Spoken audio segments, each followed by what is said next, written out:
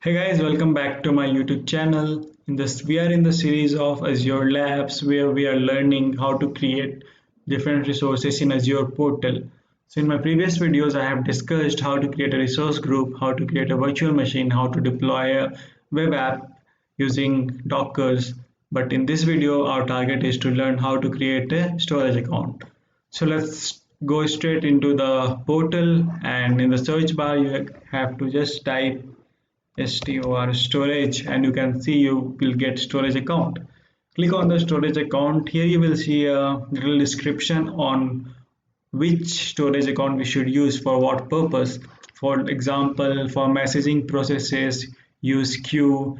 If you want to optimize your cost based on how frequently your object data is stored, choose either hot or cool tier. Hot tier if you want to use your data frequently, and cool tier if you don't want to use that data so frequently. You can store up to 500 TB of data in cloud. That's pretty interesting. So let's go and add. So let's see what's going to happen. So as you can see, first of all, you have to choose the resource group. I have already created a resource group named storage. If you want to know how to create a resource group, go and watch my videos in the Azure Lab series.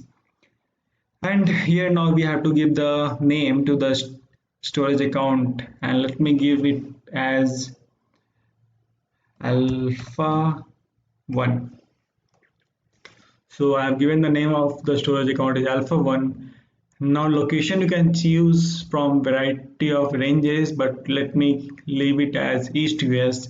And as you can see, we have two options for performance. Either we can go with standard or we can go with premium. What does this standard and what does this premium mean? So let me give you the definition. So a standard storage account are backed by magnetic device drives and provide the low cost per GB. If you want to back your data with magnetic drives and the cost should be low, then you should go with the standard. They are best for application that quickly bulk storage or where data is accessed infrequently. Premium storage accounts are backed by SSD and offer consistent low latency performance. If you want to back your data by SSDs, then you should get your data very frequently, like in less time, that is low latency. You should use premium storage. So in premium storage, they can only be used with Azure Virtual Machine Disk and the best for I/O intensive application like database. Additionally, virtual machines that use premium storage for all the disks qualify for a 99.9% SLA even when running outside of an availability set. This setting can be changed after the storage account is created. So as you can see here, what is telling, if you are choosing performance as premium, you will be backed with still of 99.9% uptime, and even if you are outside of availability set. So if you want your data to be keep up and running all the time and even the best highest availability, then you should use premium storage. But as I can say, standard are cheaper than premium, so cost matter. And account type, you can choose what is account type. So general purpose storage account provides storage for blobs, files, tables, and queues in a unified account. Blob storage account are specialized for storing blob data and support choosing an access tier, which allows you to specify how frequently data in the account is accessed. Choose an access tier that matches your storage needs and optimize cost. So here in the account type, they provide us the option like for blob storage, for file, for tables and queues. So as you can see that I have discussed before, the creating of this storage account, the queues are good for messaging app. The for files you can use file, and for SQL data you can use tables, and for others you can use blob. So let me give you like what are all their options we have. So we have storage v2 general purpose storage, general purpose 1, and blob storage. So for now let it be storage v2 general purpose v2. And replication is like you have option for local redundant storage, zone redundant storage, geo redundant storage, and many more. So what is application? It means basically to replicate your data into multiple regions so that if anything happens at a particular region or a data center where your data is stored, it's automatically backed up in the another data center. So what is this meaning of replication? The data in Azure storage account is always replicated to ensure durability and high availability.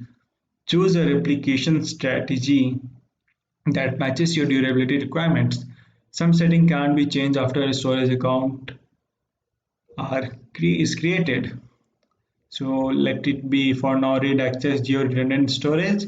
You can choose others also like geo redundant storage. So next we have networking. So you have created your storage account. Now it's time to connect. So your storage account should be connected with public endpoint, all networks, public endpoint, selected networks, or a private network. So you have to choose if you want your data to be storage account to be accessed by each and everyone, then you should use public endpoint. And if you want for selected networks to use to connect with your storage, then go for public endpoints. And while creating public endpoints, you will get an option uh, to like choose the virtual network. Only the selected network will be able to access the storage account. So right now, like you have to choose your subscription and which subscription your virtual network is and the virtual network name. So I have not created any virtual network till yet. So let it be as public endpoint at all networks. And private endpoint, it's like a private property things. No, not everyone can access that thing. It's private. So as you can see, no private endpoints yet in my resources. So let it be public. And network routing. Determine how to route your traffic as it travels from the source to its Azure endpoints. Microsoft network routing is recommended for most customers. So as it recommended, so let it be Microsoft network routing. But if the company has specifically demand for internet routing, then you can choose internet routing from here. So for now, let it be Microsoft network routing. And as you can see that the data transfer from your data center to from your on-premise to Azure is always free. But if you want to get the data from data center from to your on-premise, it depends. If it is in same region, then the data transfer from the Azure to your on-premise is free. But if it's in other regions and you're asking for data, then it's not free. It will charge. Now next we have data protection. In data protection, we have multiple checklists if you want to provide the highest level of protection to your data, like turn on point in time restore for containers. What does this mean? Use point in time restore to restore one or more containers to an early state. If a point in time restore is enabled, then change feed and the blob soft delete must also be enabled. So like what is this turn on soft delete for blob? If you want to turn on point in time restore for containers, then you should turn on both the things. So this is not concerned for you as it's a beginner phase. So let's skip this thing and we can tracking. You can also use this turn on tracking versioning for blobs and turn on blob change feed. Next we have in advanced, we can see there are some security settings, some blob storage setting, data lake generation, storage generation 2 setting, Azure file stable and queue. So as you can see, secure transfer required is currently enabled. It will encrypt your data and blob storage is enabled and blob access style is hot. What does this mean? It means the data which we are going to store will be frequently accessed by the users. So that's why it's hot. If you don't want to use the data frequently, then you should choose the cool. but let it be hot for now. So similarly, we have hierarchical data lake storage generation 2, hierarchical namespace. So currently it's disable. If I'll enable it, then what will happen? So it's accelerate big data analytics workloads and enable file level access control list. This is not the need of time right now, so let it be disabled only. And next we have tags. If you want to give any tag, like uh, let me give you tag 1, and the value is, what is this value of cache sensitive. Let me give no value for now. And resource is storage account. For a storage account I am giving a tag as name 1. So now next we have review and create. So it will give you the overall what you did till now as a confirmation. So it's telling the source subscription is free trial, resource group, storage which I created, location is TS, storage account name alpha 1, deployment model resource manager, and account type kind is general purpose v2, replication we have given read access geo redundant storage. The performance we have chosen as standard, not premium. In networking, we have chosen public endpoint, all networks, default routing as Microsoft suggests, Microsoft network routing, it's there only. We have not changed anything in data protection in advance. In tags, I have given tag 1. So now you can also download the template for automation, but for now, let's just create.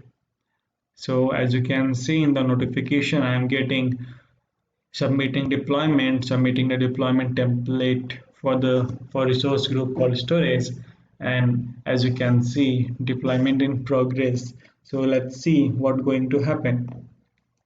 So as you can see, this deployment name is Microsoft.storage account, and a number that's given, and the start time it is also given, my subscription and the resource group. So it's in the process of deployment. So in my channel, generally I will give you this kind of knowledge, like how to create real-time resources in Azure portal. Like previously also I've given you the information about how to create a resource group, how to deploy a virtual machine, and how to deploy web app that contain a Docker using a Docker image. So this is all, and even I have other playlists like Azure 900 in which I am giving you my tips, and even I am teaching how you guys how to clear that examination Azure 900. So if you're planning to give the examinations also, then you can also subscribe to my channel and learn from there. So let's wait till the deployment is in process, and let's see what's going to happen. Deployment to resource group storage in process. It will take few minutes because we are deploying a storage account. So storage account basically takes some time. And don't forget, once you create, if you are practicing the lab for examination, then don't forget to delete the resources which you have created. Otherwise, if you forget to delete and your free subscription got over, at that point of time, Microsoft will charge you. I'm telling you this thing because one of my student has got this issue. He created a storage account and he forget to delete it, and after 1 month the subscription got over. As a result, he was charged with 14,000 Indian rupees just for a few days. So that's very important to delete after doing your practice. So as you can see that deployment successful, then I can go to my resource and I can see my resource group alpha 1 storage account tag. I have given tag 1 and all the details, and now in this I can create container file tables based upon the data which I want to store, and this is in my resource group named storage. As I will open my storage, you can see in my storage I have a storage account. So if any company has some resource, if in a project you want to create a resource group and you want to create a storage account and you have multiple resource group, Then for a particular project, you can create a resource group by the name of that project, and you can deploy the storage account in that particular resource group. So that's the advantage of resource group. Now I can show you earlier in a previous video when I tried to access the Cloud Shell, you were seeing that I don't have any storage account. But now as I have created storage account, let me choose PowerShell and you can see my free trial. Okay, Azure Cloud Shell require an Azure file share to persist files. So I can show advanced setting. If I'll go to advanced setting, I can see resource group, use existing storage, storage account, use existing. Okay, for this he's asking to create a new storage account. If I'm clicking use existing, it's no existing storage account available. Storage accounts. Okay, so just let me refresh this thing and try again for that thing. Okay, I'm refreshing my Azure portal, and again, once again, I am going to access Cloud Shell. I will use PowerShell, free trial. Okay, once more, PowerShell. So advanced setting, use existing. I don't know why it's not happening. Not no existing storage account available because I've just created a storage account alpha 1, but it's alpha 1. So let it be. I will discuss this thing when I will teach you guys Cloud Shell. For this video, the target was to show you guys how to create a resource, how to create a storage account, and this is our storage account. And as I told you guys, don't forget to delete your resources once you have done the practice. So what I will do, I will go back to my home.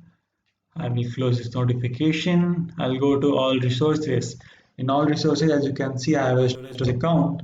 So I will go to my back to my home. I'll go to resource group and I will open my storage resource group and I will delete the resource group. So if I'll delete the resource group, then all the resources present in that resource group will automatically be deleted. So let's delete it. So it's telling deleting resource group storage. So that was it for this video, guys. If you do check my other videos in where I have teached you guys how to create other resources like virtual machine and web app. So give it a like, guys, and do subscribe to my channel Cloud Wizard. See you in the next video. Thank you.